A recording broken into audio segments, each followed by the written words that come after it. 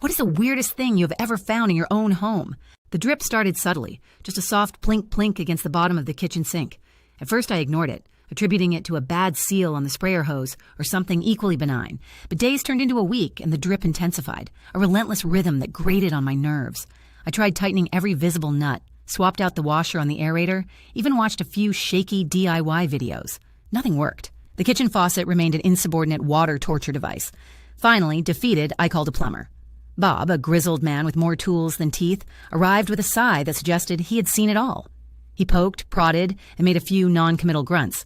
After a frustrating half hour, he announced the problem was deeper than the visible pipes. We were talking about opening the wall. My heart sank, envisioning drywall dust everywhere and a hefty bill. He got to work, and the sound of a reciprocating saw filled the kitchen. I braced myself for the sight of a corroded pipe or a burst PEX line, maybe even a critter's nest. Instead, as a section of the plasterboard came away, revealing the cavity behind the sink, Bob let out a whistle. It was not a gushing leak. It was not mold. Tucked neatly into a small, almost perfectly carved-out alcove between the studs, completely dry and undisturbed, sat a small wooden box.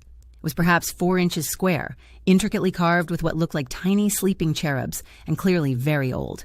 Bob, even with his decades of experience, was speechless. He carefully retrieved it. There was no dust on it, no cobwebs. It was as if it had been placed there yesterday, yet its appearance screamed antiquity. He handed it to me. I could feel the delicate weight of it. With a soft click, I opened the lid. Inside, a tiny ballerina spun to a melody that was both eerie and beautiful, a tune I had never heard before, yet it felt strangely familiar, like a forgotten lullaby. The faucet was eventually fixed, a minor pipe fissure hidden by the drip's misleading path, but the music box became the real conversation piece. We asked previous owners, checked local historical society records, but found absolutely no mention of it or anyone who might have put it there. It was a secret kept by the very structure of the house.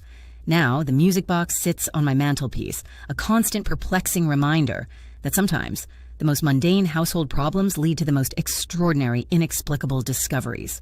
My house, once just a collection of rooms, now felt like it held a whispered history I could only begin to imagine.